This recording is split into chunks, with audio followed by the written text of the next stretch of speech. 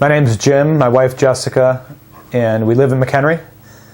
Again, I knew the name from working in Crystal Lake, and they're in Crystal Lake also, but I also know they're public adjusters, and I didn't really know how to handle the situation, so I wanted to call someone who could just handle it for me.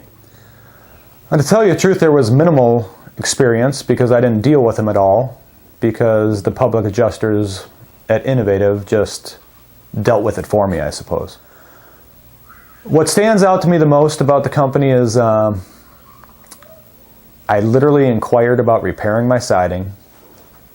The public adjuster that I dealt with there literally handled everything. And what stands out to me the most is that they just took care of it all. So I literally was very minimally involved because it was taken care of for me.